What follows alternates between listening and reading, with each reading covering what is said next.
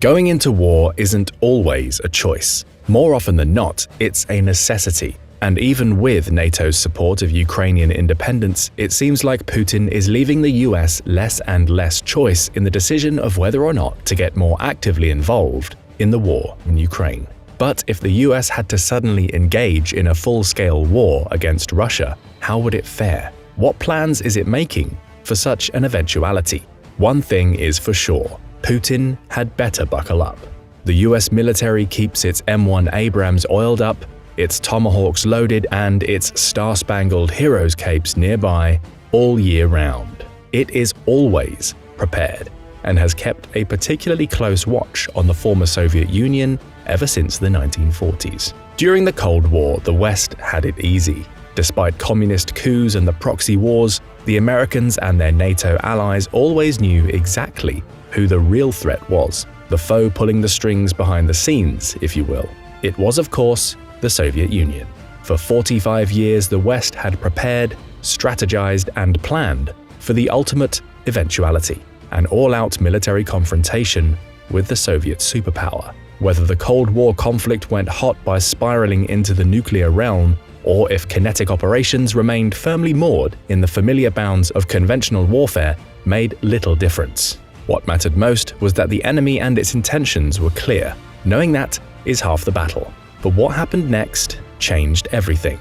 The Soviet collapse in the early 1990s kick-started 3 decades of self-discovery as the US spread its wings as the world's sole superpower. Combating terrorists, genocidal dictators, and non-state tyrants became the order of the day. NATO members drifted apart, the alliance's mission and purpose suddenly cast into doubt. Then came a 2-decade forever war in the Middle East. We all know how that turned out. After a decade of strategic revision, the US finally embarked on a wholesale pivot to Asia, now hoping to contain a Chinese threat which had for decades grown stronger, almost in plain sight. And then February 2022 happened. Russia invaded Ukraine. Geopolitical clarity, it seemed, was restored. The aggressive Russian bear, whose foreign policy since the Soviet collapse had vacillated somewhere between bitter Western resentment and surprising Western rapprochement, showed its true colors. America, firmly committed to bolstering its presence in the Indo-Pacific, nevertheless seized the opportunity in Europe. For years it had been nursing its wounds, trying to restore European partnerships and alliances which had slowly atrophied under the pressure of populist politics. The invasion recast these relationships in stone.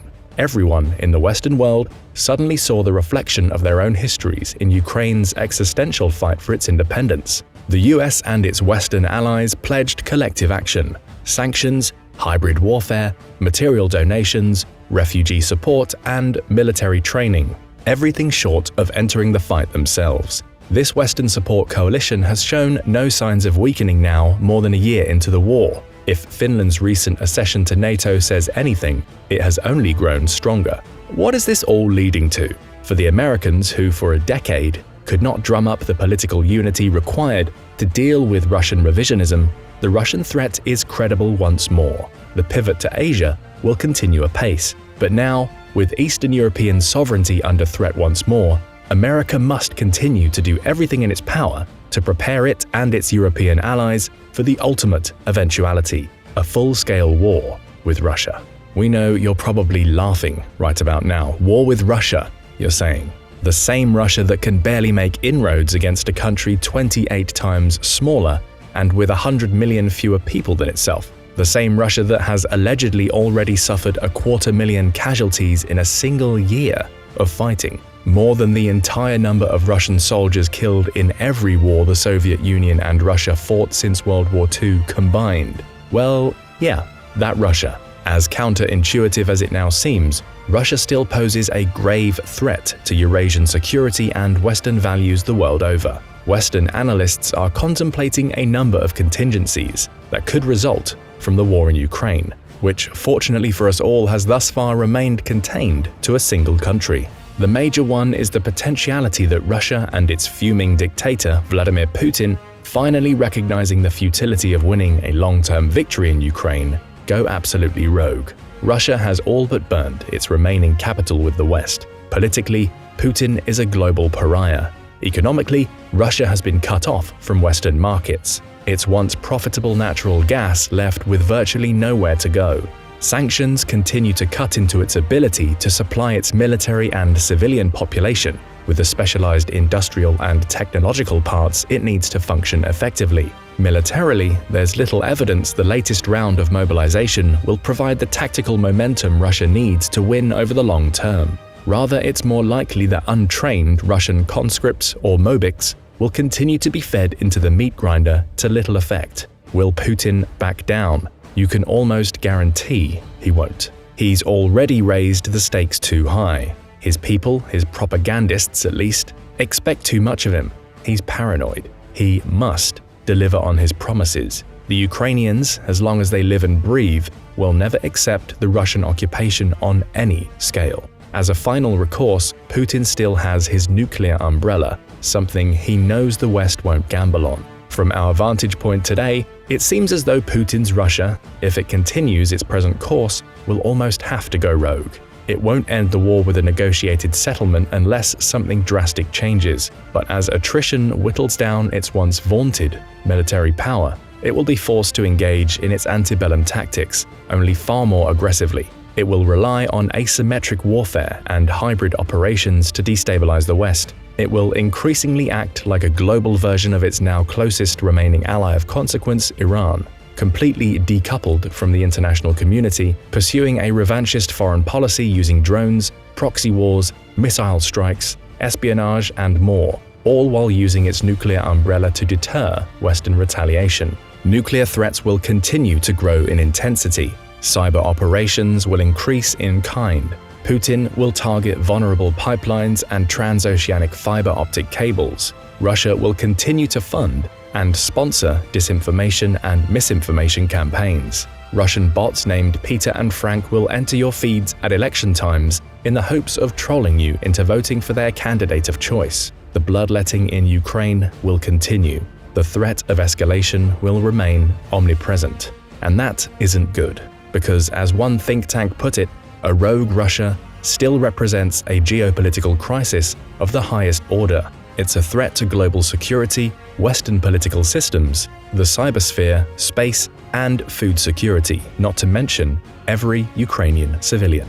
Let's be clear, Ukraine has blunted, if not outright neutered, Russia's conventional military power over the past year. That feat alone is remarkable. But this war won't end anytime soon. Russia remains a dangerous foe, and elsewhere, especially outside Ukraine, the bear can still bite. Make no mistake. So where, outside Ukraine, could the US see itself fighting Russia, and how would it do so? One of the geopolitical hotspots for a possible confrontation between Russia and the US is in a random chunk of territory wedged between Lithuania and Poland, known as the Kaliningrad exclave. This sparsely populated patch of land is Russia's gateway to the Baltic, a heavily defended former German port city ceded to the Soviets in the aftermath of World War II. Kaliningrad's geography is tricky. The port is literally surrounded by NATO countries. Strategically, it's an A2AD, or anti-access area denial nightmare for NATO. Home to thousands of Russian forces, advanced fighter jets, and nuclear-capable Iskander-M missiles, the exclave is connected to Belarus by a narrow 40-mile land bridge known as the Suwalki Gap, which itself cuts into the only two highways and lone railroad connecting Poland to NATO's exposed Baltic states. Since NATO assets cannot traverse the Suwalki Gap without coming under the guns of Russia's military in Kaliningrad, the wide-open rural region is a crucial choke point that Russia would almost certainly exploit if it ever sought to cut off the Baltics from NATO. Finland's accession to NATO has caused tensions in this region to flare once more. In a matter of 1 year, NATO's border with Russia has doubled, adding over 800 miles of densely wooded, difficult-to-patrol tundra. The Baltic Sea has come firmly under NATO's protection, with Kaliningrad the only Russian outpost in an otherwise Western-friendly sea of states. Putin has had grievances against the West for years, and nobody, certainly not now, should bother trying to predict his next move. But prediction and preparation is the express job of America's military strategists. Were Putin to try to secure the Suwalki Gap to Kaliningrad or gain a foothold in Finland, Lithuania, Estonia, or any of its past satellites, the US and its allies must try to discern his regional capabilities and prepare for an open conflict. But what would this look like? How does the Russian way of war differentiate from the American approach? America is fortunate, at least far more fortunate than Russia in this hypothetical. Its robust network of military alliances and partnerships throughout Europe mean it will be far from alone in a war against Russia. Before the war in Ukraine, both Russia and NATO had respected the terms of the 1997 NATO-Russia Founding Act, committing both sides to avoid reinforcing or permanently stationing forces on the territories of the former Warsaw Pact states or their neighboring Russian borders. Russia abrogated itself from these terms when it invaded Ukraine. Now, NATO has a clear pathway to bolster its presence in these critical areas using measured multinational deployments and the increased rotation of permanently based American troops. The fact America's force posture would be complemented by the presence of British, Polish, Italian, Spanish, French, Estonian, Latvian, Lithuanian, Finnish, and many other allied partners speaks to the logic of the American way of war, which in the modern era has become multinational and collaborative to the core. There is strength in numbers and resolve in collective resilience. These force multipliers are not something Russia could count on in a direct confrontation with NATO. In fact, it can only really count on direct, cooperative assistance from Belarus, and amid its attempts to keep out of the Ukraine war, Belarusian loyalty to Russia is an especially unproven commodity. While Russia has struggled to coax Belarus to fight alongside it, NATO's military personnel now exceeds 5.4 million, 4 times that of Russia. According to Statista, NATO also has about 5 times as many aircraft, 4 times as many armored vehicles, and 3 times as many military ships. Not to mention the backing of the world's biggest defense spender, the US itself, with 1.39 million troops alone, and a defense budget of $801 billion in 2021, dwarfing second-place China with a net spend of $293 billion, and Russia, who spent a paltry $65.9 billion that same year. Before Russia invaded Ukraine, each year it conducted massive, multi-day military exercises demonstrating its military power. NATO has done the same, ramping up its collective exercises over the past year in response to Russian aggression. While these exercises show little more than NATO's theoretical military effectiveness, the war in Ukraine has brought Russia into stark relief, and it has certainly been found wanting.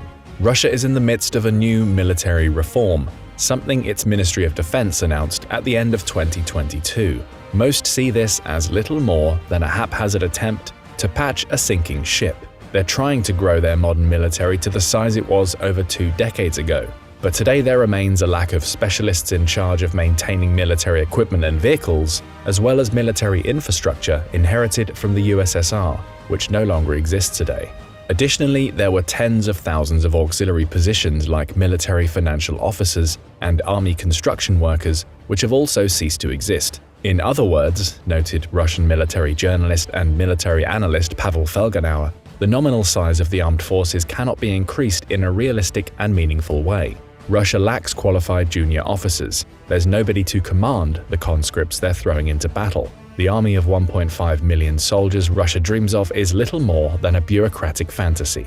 Still, Russia is frantically trying to restore its depleted forces to the numbers it boasted prior to the invasion of Ukraine. It isn't working.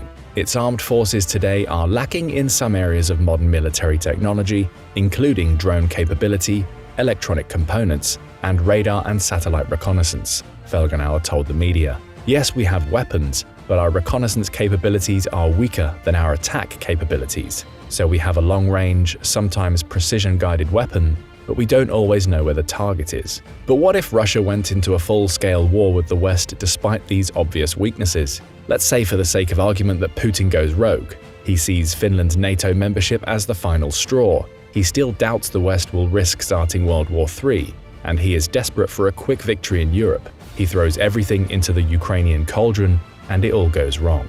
Armed with Western tanks and eventually aircraft, Ukraine mounts a series of counteroffensives that all but push back Russia to its own borders. Decisively defeated on the battlefield, the enemies of Lukashenko's pro-Russian faction in Belarus stage a coup and oust the leader from power.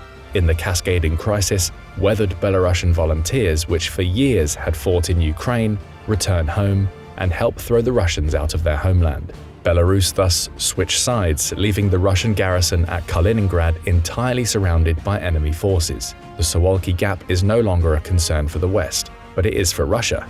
Over time, Poland, Lithuania, and other NATO countries pressure the Russian garrison to demilitarize. Morale sinks. They are at the whims of NATO naval forces in the Baltic, Swedish missiles on the neighboring island of Gotland, and all but blocked from their homeland. Putin decides the time is ripe to present NATO with a sort of final act.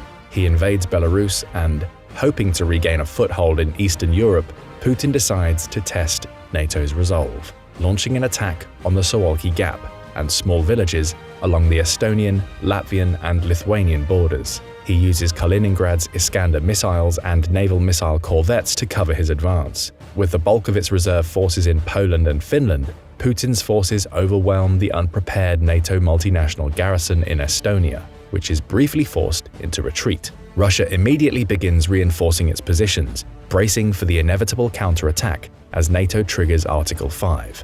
NATO's tripwire strategy to place small forward presence battalion-sized deployments in the Baltic to absorb a Russian invasion while it rushed its reserves to the front could not prevent Estonia from coming under Russian control. Latvia looks like it will hold, but only just. But once Estonia fell, all of NATO's Baltic states, supported by its European, American, and Canadian allies, converged. The West has wargamed this scenario over and over again, and Russian units immediately feel pressure from NATO's Response Force and Very High Readiness Joint Task Force, a multinational brigade on a constant state of alert. The initial surge into the Baltics is complicated by Russian missile attacks on roads, bridges, and railways. The US and NATO respond by establishing air superiority over Estonia at high risk to itself, beginning with a massive cyber attack and cruise missile strikes launched by a fleet of B-52s on Russian SAM sites that overwhelm their air defenses. Learning the lessons of the Ukraine war, NATO targets Russia's vulnerable logistics infrastructure, supplying its forward Estonian presence. Superior commercial satellites, drone technology, UAVs, electromagnetic capabilities, and next-generation precision-guided munitions fired by interoperable F-35 fighters enable NATO forces to target railway hubs supplying Putin's war in a way the Ukrainians never could. Once Russia gave up their air to NATO and the US, it was essentially game over. Kaliningrad, isolated and completely surrounded, capitulates in a matter of days. NATO continues to pour manpower and material into Estonia at a rate unmatched by Russia. Its theater assets are better maintained. It has higher morale, reinforced by a clear sense of mission. It suffers fewer casualties, a result of superior airlift capabilities and hospital facilities. It engages in full-spectrum multi-domain operations, or the simultaneous attack from sea, air, land, and cyberspace, unleashing a single symphony of violence to break down advanced defenses. It has been trained for years. Through it all, NATO member countries shoulder a fair share of the burden, thus proving the NATO concept. Russian morale breaks under a withering, round-the-clock assault. The war is over in a matter of weeks. Russian forces beat a hasty retreat to Moscow, and Putin's world comes crashing down as his people, fired up after years of disappointment, global isolation, bloodshed, and military setbacks, finally turn on him. Sure, it's all hypothetical, and yes, it's fair to claim that the West has struggled against forces far weaker than the conventional peers they would face in the Baltics over the past few decades. A fair criticism, but one equally applicable to nearly every country immersed in counterinsurgencies and irregular warfare. It's hard to believe that Russia could ever succeed in an out-and-out military confrontation against the West all on its own. If the West applies the full weight of its collective military capabilities on a clearly defined enemy, the outcome for Putin would be very, very bad indeed. His only recourse, again, would be to threaten the world with nuclear destruction. Would he really go that far? What do you think? Let us know in the comments, and don't forget to subscribe for more military analysis from military experts.